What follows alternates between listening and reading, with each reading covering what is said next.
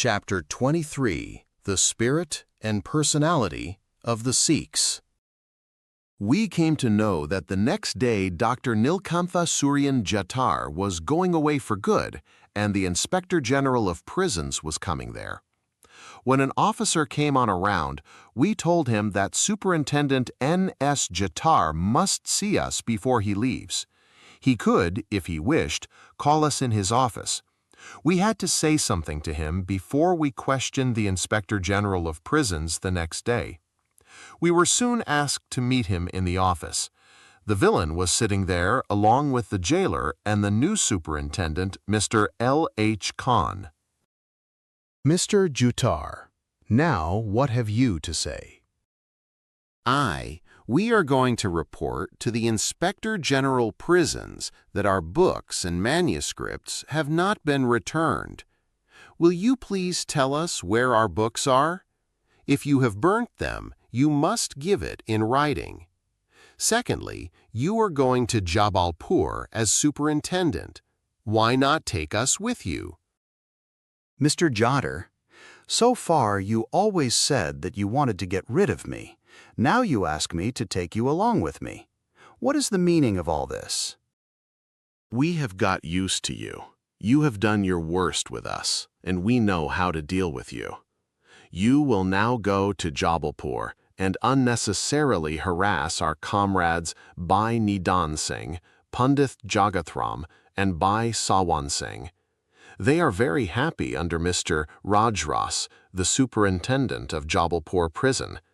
They have a good library, a tennis ground for games, and many other facilities. The first thing you are going to do them is to lock them up in dark cells. Pandit Jagathram is writing some books there in the prison. You are going to burn all those books. You have burned all our books. You will unnecessarily torture them. They have lived happily under Mr. L.H. Khan. So if they are brought there, they will live happily. He is as intelligent as you are. If you can make him a superintendent, why not do so? Mr. Jattar, unnerved. The books have been burned. If you wish to institute a case against me, you can do so when you are released. What has happened has already happened. It cannot be undone.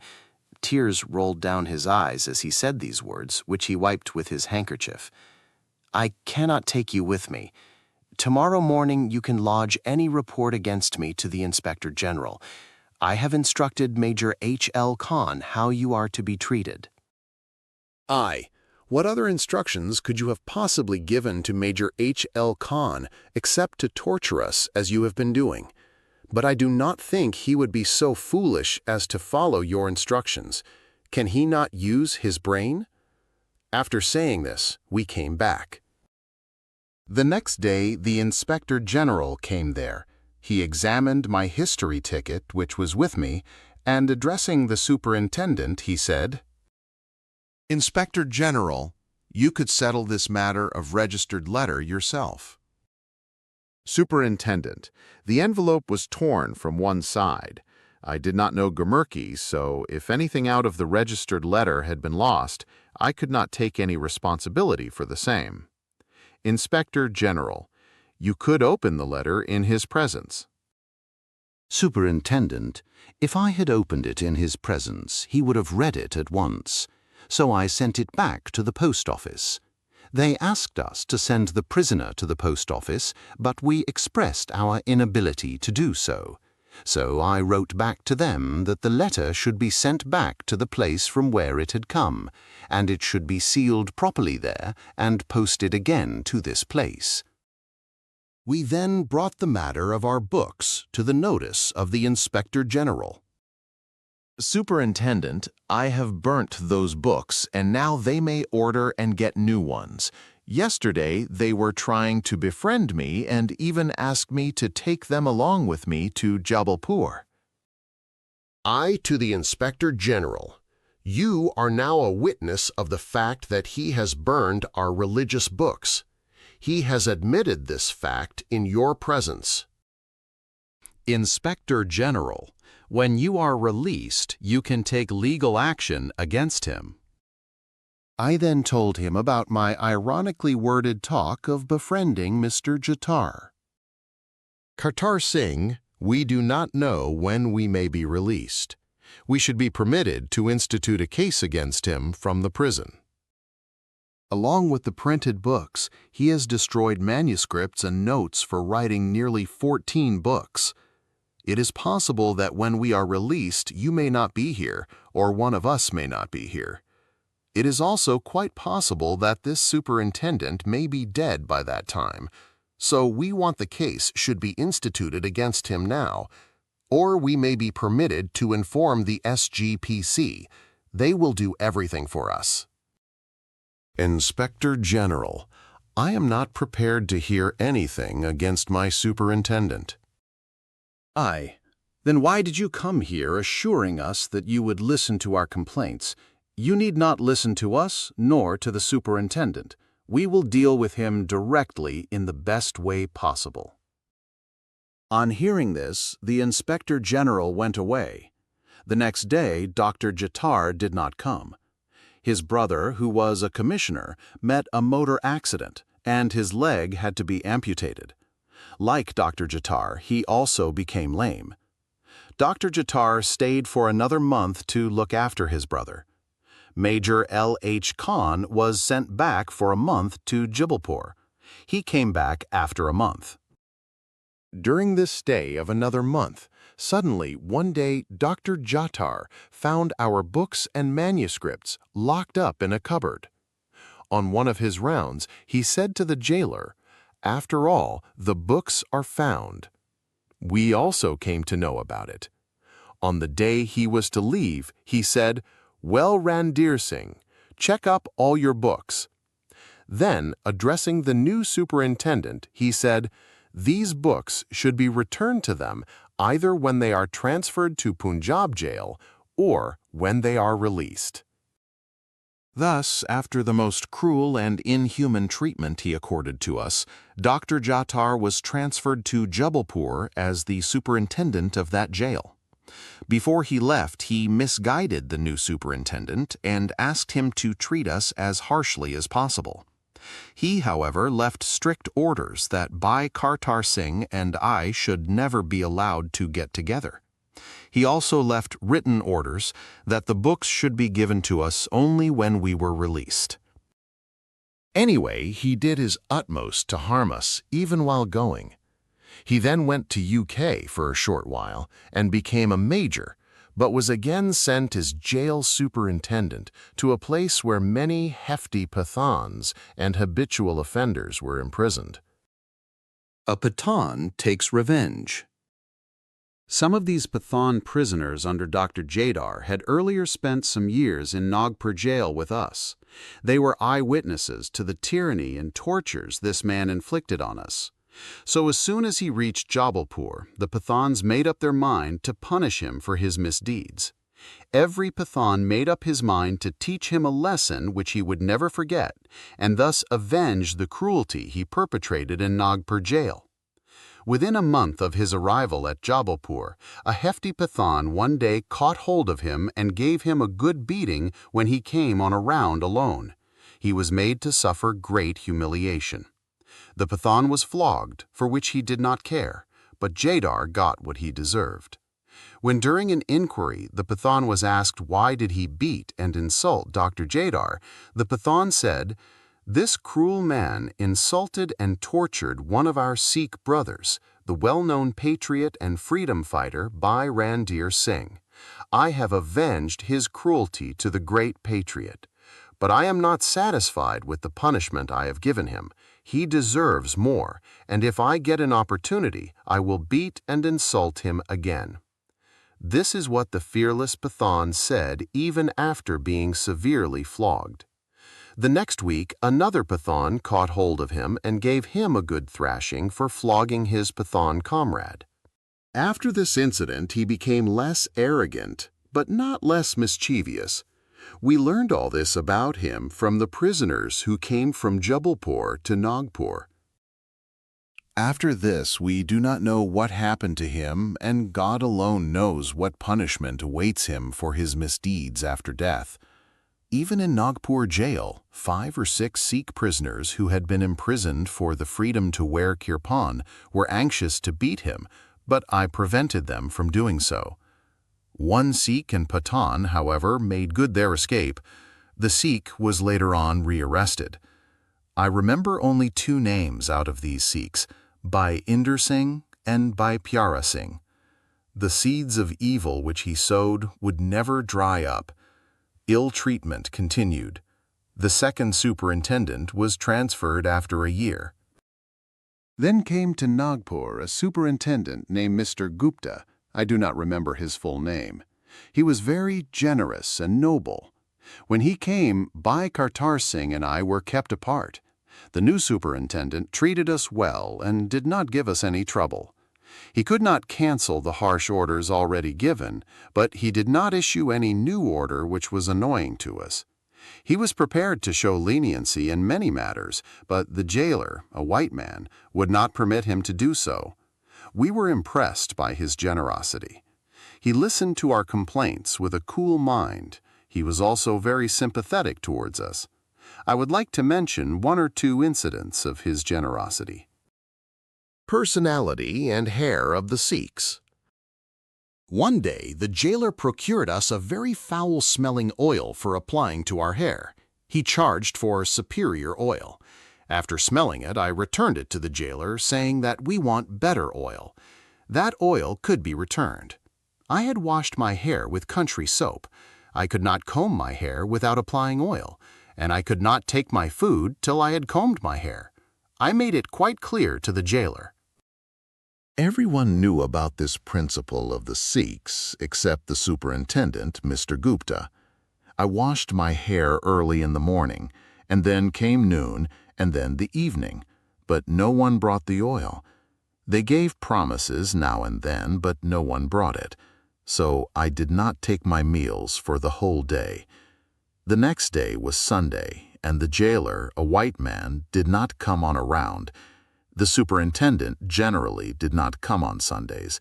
On the 3rd day, the superintendent was busy in another octagon and did not come to our block. No one thought of bringing oil for me. The superintendent was completely ignorant about it. On the 4th day, the jailer reported to the superintendent that I was on hunger strike for 4 days. The superintendent came to me with the whole staff. Mr. Gupta, well, Randir Singh, ever since I have come here as superintendent, this is the first time anyone has tried to annoy me by hunger strike. You have not taken meals for 4 days. Will that not fall as curse on me? Well, sir, I did not go on hunger strike consciously, nor are you to be blamed for anything. By chance, things took such a turn that I had to go without food. I had washed my hair with country soap, but I did not get any oil, without which they cannot be combed. If I knew that I would not be getting oil, I would not have washed my hair with the washing soap. With this soap, the hair become very dry, and it is not easy to comb them without applying some oil. The oil makes the hair smooth, and then while combing they do not break away or become entangled with one another. A Sikh is supposed to comb his hair twice daily, and without cleaning hair he cannot take his meals. This is the strict religious order which I had to obey. As I did not get the oil promised to me, I did not take any meals. I did not go on hunger strike as a protest.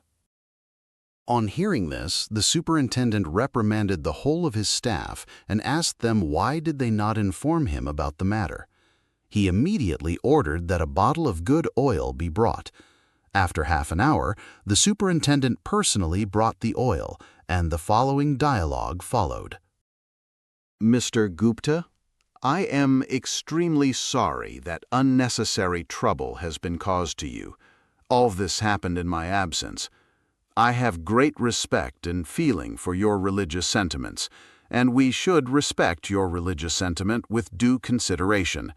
but I am sorry there has been inadvertent disregard for them. As long as I am here, this will not happen again. I am extremely grateful to you. The fact is that in the prison and outside in all government offices, honesty and sincerity has disappeared.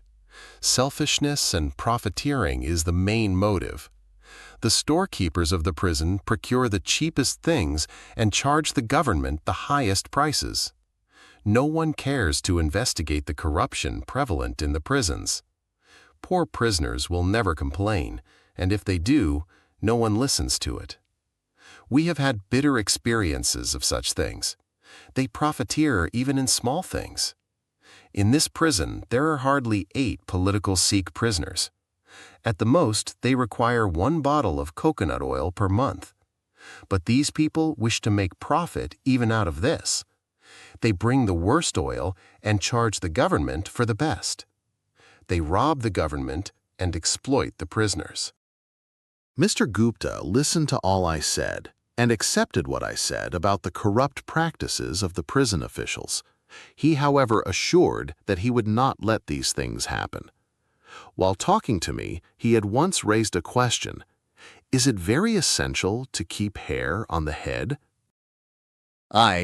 Is it very essential to keep your head on your shoulders? Mr. Gupta, the body cannot survive without the head. But supposing the body survives after the head is cut off, would you cut off your head? Mr. Gupta, the head is a part of the body and a very prominent part of it. It is only the head that completes the body. Without the head, the body cannot be what it is. Have you created the head on the body? Mr. Gupta, no, God has created it and placed it on my shoulders. Because God has given you this head, therefore you feel it to be an essential part of your body. Had it been made by you and placed on your shoulders, you could conveniently take it off whenever you wished to do so. Mr. Gupta, yes, of course, but we cannot remove what has been given to us by God. Supposing someone cuts off your God-given head, what would you call him? Mr. Gupta, murderer, killer, and slayer. If someone questions you, why have you kept your head on your shoulders, what would you say? Mr. Gupta, it would be very foolish of that person to put such a question. Just as God has given us this head and made it a part of our personality, so are hair given by God and made part of our personality. As the hair is also given by God, the question you have posed, why is it essential to keep them, is not tenable. The question is out of place. I have not created this hair myself. God gave them to me, and I have kept them. Just as God has given us the head, and we keep it, so also the hair on the head has been given to us by God, and we keep it. So it is the duty of every man and woman to preserve and maintain them. You call a man who cuts off a person's head a murderer, a slayer, a killer. Would you not consider a man who removes his hair equally cruel? Is not one who destroys a God-given gift an important part of our personality, a bloodthirsty oppressor? I think he is. Mr. Gupta, you cannot call him a murderer. You can call him by any other name.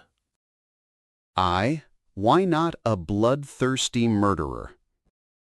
Mr. Gupta, because when you cut hair, no blood comes out.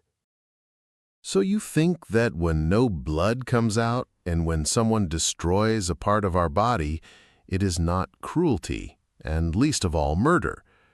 Supposing someone strangles a person, would you not call it a murder? No blood comes out and the man is killed. I do not wish to prolong any discursive discussion, but you will admit that nowadays so many methods have been devised to kill man that not a drop of his blood comes out. Would you not call these murderers killers and bloodthirsty slayers? What else would you call them? Mr. Gupta. But sir, excuse me, if I say that when you cut off the head of a person, you cannot replace it, but if you cut off the hair of a person, they grow again. A dead man never comes to life, but when we destroy living hair, new ones grow in its place. There is a good deal of difference between cutting one's head and cutting one's hair. Even if both are crimes, there is vast difference between the two crimes. Do you believe in the transmigration theory? Mr. Gupta, yes, I do believe in transmigration theory. Then, according to that theory, you do not die even when your head is cut off. The soul, Atman, is born again. So those who murder kill nothing. The soul is eternal. They relieve a person of one birth in a cycle of births. By doing so, they indirectly do good. But the man does not die after being killed. He'll be born again and again. This is what actually happens.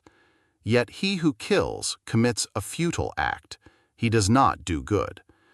So they who cut their hair again and again do no good, nor is there any virtue in it.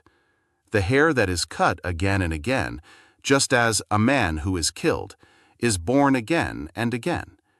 The only difference is that the soul may be born in different forms and may even be born as an animal. The hair of the head continue to grow when cut. Man foolishly cuts the hair and it grows again. That is how nature slaps the fool who goes against its requirement.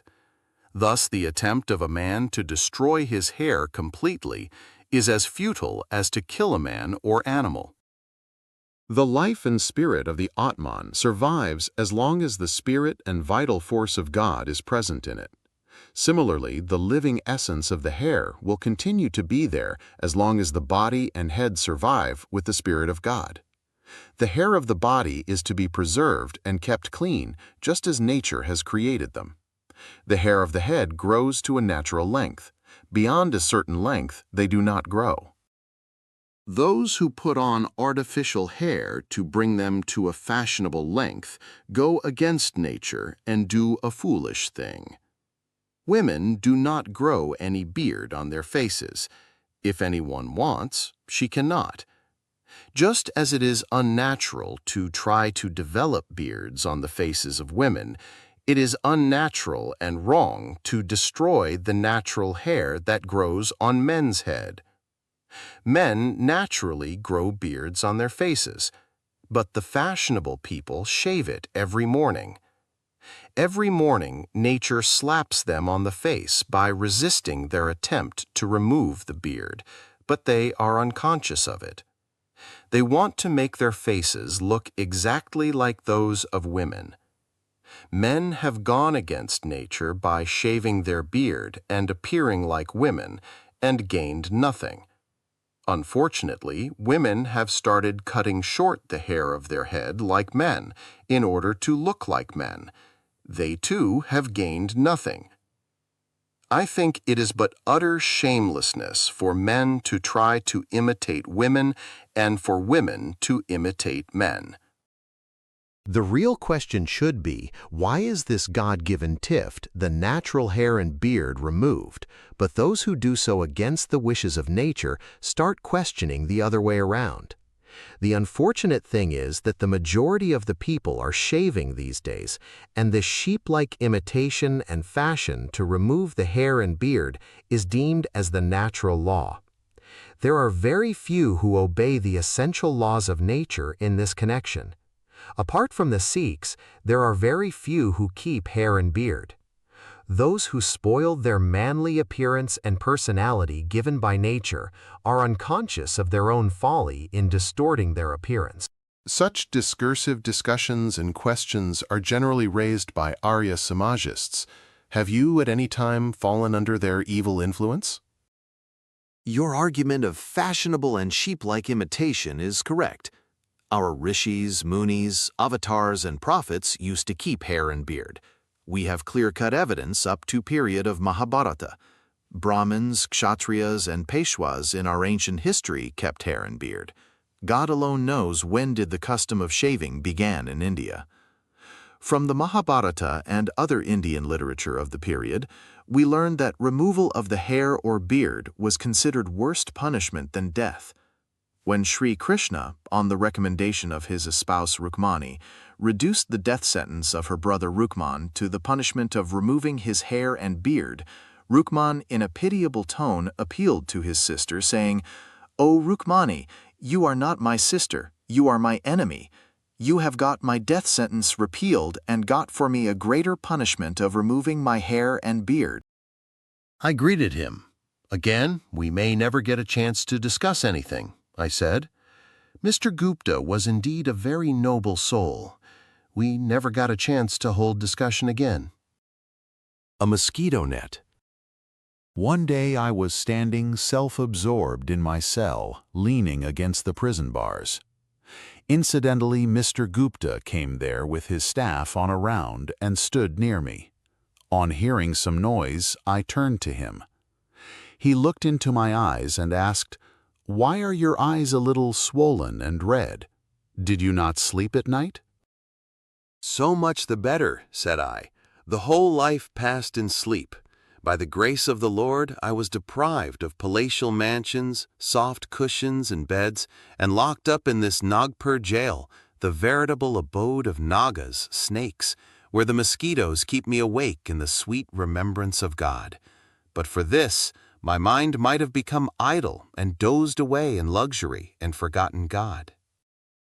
On hearing these words, the tender-hearted superintendent, Mr. Gupta, quietly went away and after writing something on my history ticket, carried it with him. The next day I received an excellent mosquito net. The head warder was ordered to have it fixed to my bed every night. I felt that changes were taking place, by the grace of the Lord, for better days ahead. In deep gratitude of my God and Guru, I began to pass my days in peaceful meditation. The comfortable relief given from the mosquitoes by the mosquito net gave me added opportunity to meditate without the least disturbance. The mosquitoes not only kept me awake, but even disturbed the deep concentration of mind. Now I could meditate in comfortable peace. It was my duty to use these restful nights for a better purpose. While meditating in mosquito net, I could see everyone outside, but no one could see me. So now, in the secrecy of my rest in the mosquito net, I could meditate without being watched. I could reap the fruit of meditation in full. There is a Punjabi saying that God has given plenty of radish and also a knife to cut and eat. This is exactly how I felt. In the daytime, a man came and took off the mosquito net. The mosquitoes of Nagpur are terrible, but this mosquito net remained with me to the end of my stay at Nagpur. For 6 or 7 years, we had to endure the terrible biting of the mosquitoes to such an extent that we had almost become mosquito-proof. After experiencing and enduring the biting of the Nagpur mosquitoes, I feel the Punjabi mosquitoes are comparatively quite harmless. Those few days passed in peace. A Christian missionary meets me. I now leave aside the story of my life in Nagpur jail. If I remember any incident later on, it can be included in the second edition. But there is one incident worth mentioning before I close. It was a completely dark cell in which I had to spend day and night in ajapajap, sempiternal contemplation of the divine name, in the wonderful celestial music of which I remained absorbed most of the time. I could feel and see with my inner eyes the close presence of my Guru and God, the ever-refreshing bliss of his presence and revelations, spread from the fragrant navel seat of inner consciousness to the lotus of the heart, and higher still to the superconscious states, where the music of his divine name became a light and vision of an eternal splendor. The whole of my inner being was ablaze with his light, and that light spread and lighted the whole space of my inner and outer being. Just as the rays of the sun pervade all, so the light of God can be seen blended with everything. This is how I felt and experienced. The light of God that can be visibly seen is, in essence, really spread like the light of the sun. My inner vision felt blessed and exalted by the vision in which I saw the Beloved so near and in a form so clear. One day, I was standing close to the bars of my cell when my mind soared and fell into a state of samadhi, of a blissful state. I do not know how long I stood there, but I kept standing even when the hot sun blazed and its burning light fell on my body from the courtyard. Even then, I stood there unconscious of the heat. I stood in this condition till someone shook me by my shoulder, and my eyes that were closed in deep concentration of nectar-laved vision suddenly opened. I opened my eyes, and for a moment saw nothing around me. I stood there in a trance, looking fixedly into the unseen.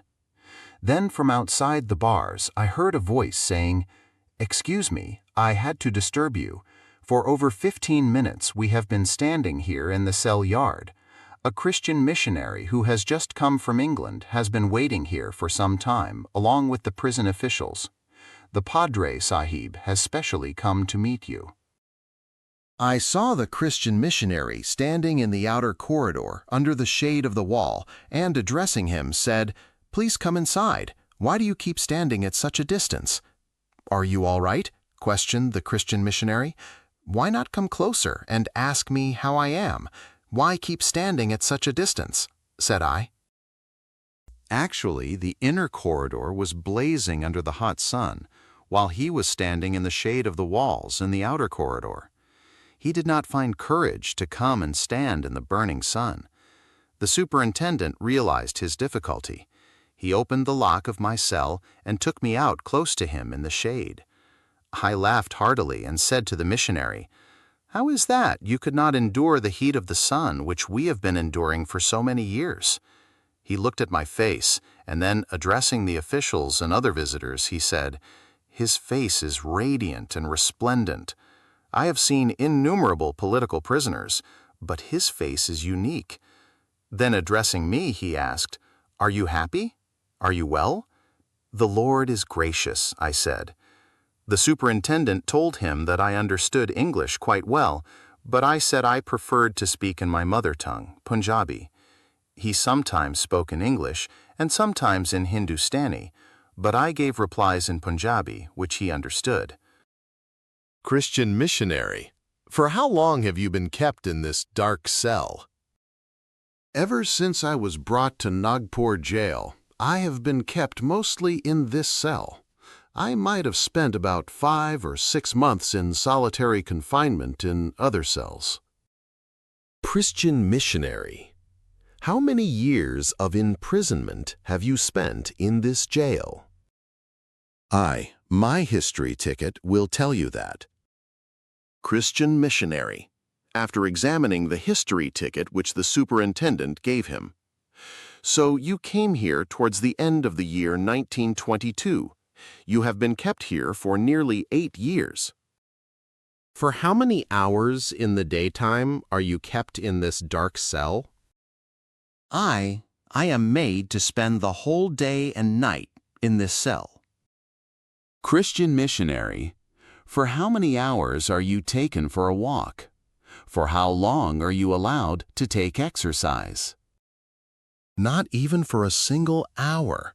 All that I can do is to come out of the cell to the courtyard attached to it, where I can cook and eat my food, or take bath, or ease nature.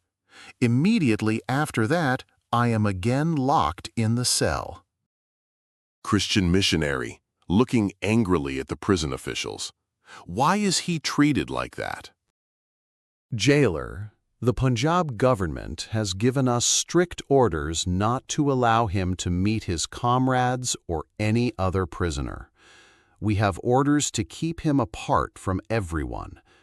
Even prison officials dare not meet him alone.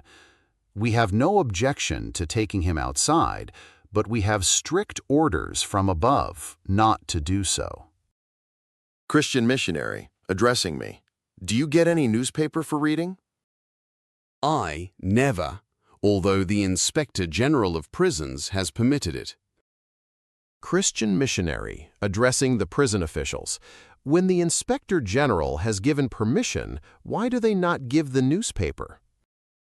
Superintendent, there is some confidential reason for it. Christian missionary, addressing me. Do they give you some books to read? No, never. They have even confiscated our prayer books, which belong to us. My history ticket will show that. Christian missionary, do you sleep in the corridor or in the cell at night? Laughing. Please ask them. Superintendent and others, with one voice, no political or other prisoner is allowed to sleep in the corridor. Christian missionary, do you stay alone in this cell? Never. I am never alone, even for a single minute. Superintendent and jailer, excited. What he has stated is a lie. He is alone in the cell. There is no one else. Both of them are telling a lie. I am never alone in the cell, nor have I ever been alone in the cell for a single day. Well, sirs, what is the meaning of this? Why do you insist on saying that he stays alone when he says he is never alone? Superintendent, sir, according to prison rules, we cannot keep more than one prisoner in one cell. We have strict orders never to lodge 2 prisoners in one cell. We can show you the jail regulations. We are telling the truth, and he is making a false statement. Seriously, I am telling the truth. They are wrong. We, Sikhs of the Guru, can never tell a lie. Christian missionary, how can this enigma be solved? Responsible prison officers are making a statement which cannot be called false, but my conscience tells me that this Sikh is also telling the truth. A prisoner in his position who is not given any books, nor given any newspapers, nor is allowed to talk to anyone, and is lodged in this dark cell day and night, cannot survive and live with such a beaming face as his. Look at his face, how glowing and refreshing it is. There is not a trace of gloom on his face, but it is red with glowing radiance. After being locked up day and night for so many years, I cannot imagine such beaming radiance and fragrance on any human face. So I cannot believe that he is making a false statement. After all, how can we solve this enigma? After a silence of a few minutes, addressing me, I cannot doubt the statement of the responsible prison officers to be false. I also cannot believe that you are making a wrong statement. Please solve this mystery. If you are not staying alone, then who lives with you all the time? On hearing this, my mind soared high, and in a voice filled with deep mystic fervor, and under a musical inspiration suddenly leaping from the unknown, I sang the following divine song in answer to the question. The Guru is with me ever and ever. Contemplating him, I live in his presence. I contemplate ever the name of God within my heart. All comrades and companions are thereby saved. The Lord, the Guru, is with me ever and ever. Contemplating him, I live in his presence. Refrain. Thy will is ever sweet to me, Lord. Nanak seeks only the word of God. Guru Arjan, Rag Asa. Everyone was thrilled by the divine song. Like statues, all stood motionless and felt the magnetic influence of the divine song. The refrain became the burden of the song. For many minutes, the whole atmosphere was charged with the spiritual influence of the song. Everyone stood silently with fixed attention. No one spoke, no one moved. Everyone felt the bliss of the song. The Christian missionary, who understood every word of it, was the first to speak and break silence.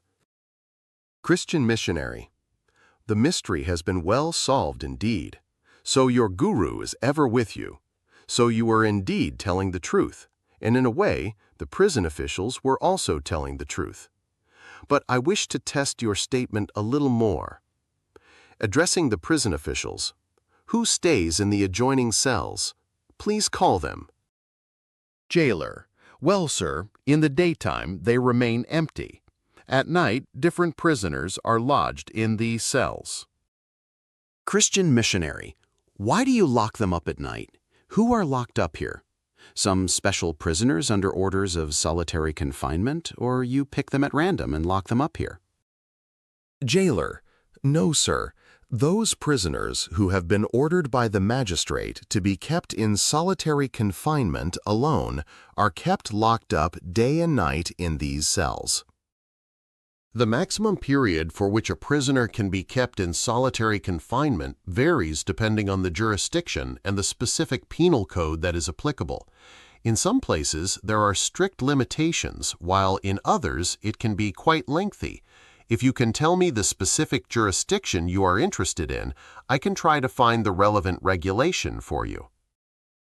Jailer, for a month at the most. Christian missionary.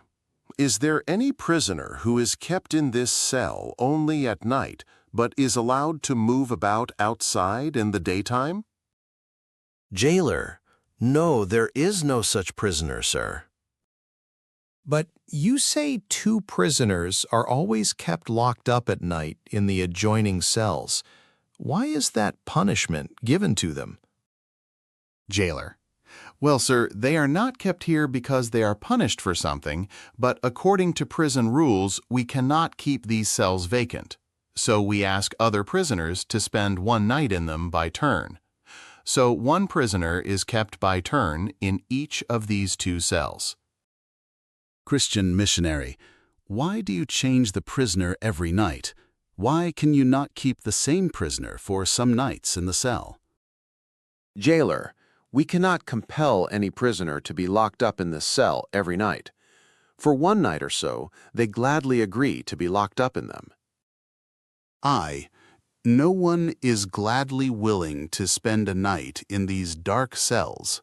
Would it not be better to ask those who have already spent a night here whether they would be willing to spend a night in these cells again? The Christian missionary then examined the logbook and found that no prisoner had stayed in those cells more than one night. He then ordered 5 or 6 of those prisoners to be brought who had spent the night in the cells during the preceding week. He asked every one of those prisoners how they felt during the night in that dark cell, and why do they not volunteer to stay again for another night in it. Every one with one voice said, "Sir, God save us from this dungeon. Even to pass one night has been a great torture. The terrible loneliness and gloom is unbearable." After inquiring everything about their experience in those dark cells from the prisoners, the Christian missionary made up his mind to spend one night in one of those cells as a matter of experiment. So he expressed his strong wish to spend one night in the cell. Superintendent and others, sir, how can we do that without the orders of the government? Christian missionary. I would be getting locked up in one of these cells for a night, voluntarily and gladly, for the sake of experiencing how a man feels. When the prison officials found him adamant in his determination to carry out the experiment, they agreed to lock him up in the daytime, but not in the night, and even that for a few hours only. The Christian missionary agreed to be locked up for at least 3 hours. The prison officials were, however, seriously upset. "Why do you worry?" I said to them. "The Padre Sahib will not be able to stay in the cell for more than an hour. Let him experiment. What do you lose by it? You have to spend no money on it." Of course," said the Christian missionary. "I just want to experience it myself, how one feels." So the Christian missionary was ready to be locked in the dark cell. I humorously said to him, "How fine it would have been if you put on the dress of the prisoners and then got into it, but the prison officials will not permit you to do so." So it was soon decided that the Padre Sahib would be locked in the cell adjoining mine, and he would be kept in at least for 3 hours. Just as he was about to enter the cell, I whispered into his ears, "Well, sir, there is a chain dangling in the cell. It is connected with a bell outside. If you find any difficulty in staying long, please pull that chain. The warder in charge would at once open the door." He thanked me for this information and entered the cell where he was locked up. I was also locked up in my cell. All the prison officials, the warders, and the sentries got away, and officers went and sat in the office of the warder in charge of the octagon. Within an hour, the bell of Padre Sahib's cell began to ring as loudly as a fire alarm. The octagon in-charge warder came running. The Christian missionary was shouting from inside, "Open the doors quickly! Take me out quickly! I am dying!" The door was opened, the Christian missionary came out, and after breathing open air for some time, he said, "Take that Sikh of Guru Nanak out of the cell and bring him here." I was taken out and brought before the Christian missionary, who placed his hands on my shoulders and said repeatedly, "Well, noble Sikh, your master, Guru Nanak, is indeed ever with you, but my master, Lord Jesus, does not abide with me in dark dungeon as your Guru Nanak does. I am now convinced that your Lord, Guru Nanak, must be visibly living with you. Please repeat that song you sang." I sang that song under renewed inspiration, and while I sang, my face flushed with the rapturous joy of its inner experience. After hearing it, the Christian missionary said, "I now realize the true significance of the words of this song. It is quite true that your Guru resides in your heart and soul, nay, in your whole inner being, and you never feel lonely. I have seen it from experience that apart from other difficulties, the gloomy torture of loneliness is the greatest difficulty to encounter. Oppression loneliness was the only difficulty I encountered. Every moment I felt the desolation and dreariness gnawing at my heart. Blessed art thou, O noble Sikh of the Guru, who spent years in this dungeon all alone." When he reached the prison gate, he asked for the prison logbook and wrote 3 pages of his impressions of the prison. The sympathetic officers who read it reported to me that he gave a vivid portrayal of what was happening in the prison. He particularly mentioned that the cruelty perpetuated and the tortures inflicted on me were unprecedented. He wrote many things in my favor. A few sympathizers even promised to procure a copy of his report, but they did not get an opportunity to do so. After recording his complaint in the logbook, he went straight to the governor of Central Province and met him about this matter. I do not know what he said to the governor, but after 3 days I was suddenly taken to an open barrack where there was a hand pump close by and a large open-air courtyard. There was sufficient ground to take a walk, and mosquito net was also given to me. The whole barrack was at my disposal. I was also informed that my friend Bhai Kartar Singh would be allowed to stay near me soon enough. But even before this happened, the Punjab government sent a telegram to send me to Punjab immediately. As soon as the telegram reached the office, I began to receive congratulations, and the date for my departure was fixed. The superintendent and the jailer informed me that it was not mere transfer order, but a step to release me soon. I was assured that I would be released as soon as I reached Punjab. They also informed me that they would be sending 1 or 2 sepoys with me, and I would travel without being handcuffed.